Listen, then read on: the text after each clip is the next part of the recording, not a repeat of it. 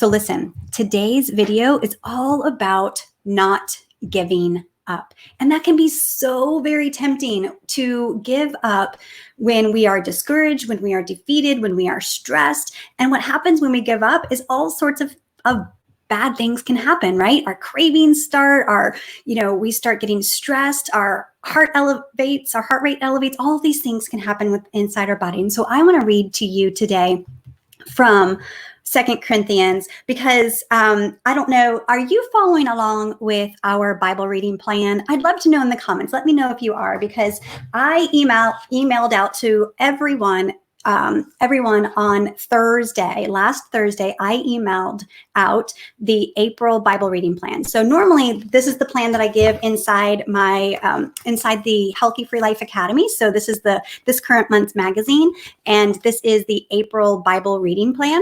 But I emailed it to everyone as a gift on Thursday. And so go back, if you're on my email list, to go ahead, and if you get my emails on a frequent basis, to go back to that Thursday email to look for that. And if not, just let me know.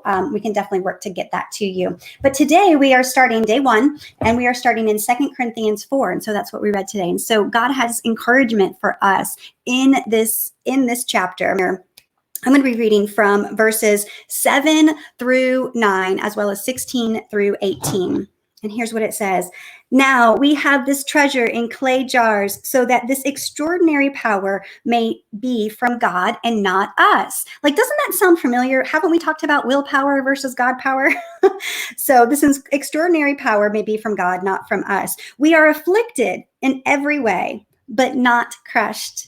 We are perplexed, but not in despair. We are persecuted, but not abandoned. We are struck down, but not destroyed. So listen, never will we be crushed, in full despair, abandoned, or destroyed. That's God's promise to us. So skipping ahead to verse 16, therefore, we do not give up. We do not give up. Even though our outer person is being destroyed, our inner person is being renewed day by day. For our momentary light affliction is producing for us an absolutely incomparable, eternal weight of glory.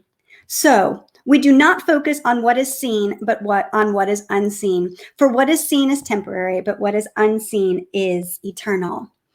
We don't have to focus on what we can see and let that destroy us or make us feel despair or make us want to give up. Instead, what we can do is we can look and recognize that it is temporary, and let us focus on glory, and let us focus on the renewing day by day. But here's the thing, it's a choice. We get to choose whether to resist this process of renewing it day by day. And we resist this by not obeying what God says, which is fear not.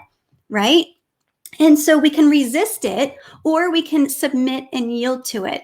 And so I want to encourage you, let's submit and yield to what the Lord is doing in our lives as it relates to the current times that we are living in. And I want us to just yield to his process. Allow him to renew you day by day, because on the other side of this, we are going to have a renewed hope. We're going to have character that is built and developed. We're going to have persistence that has grown us. And it matters. How we respond to the situation matters. And what I'm encouraging you, and what Paul is encouraging you, what God is encouraging you today, is to not give up, that it is worth the fight to continue allowing it to be yielded to the day by day renewal process, because this is a momentary light affliction. When we look at this in comparison to eternity, this is a momentary light affliction. And so we are going to choose to fear not. That's the theme of our week, is to fear not. Do not focus on what is seen. Okay? Just put up your blinders and just focus on the weight of glory. Amen. Amen.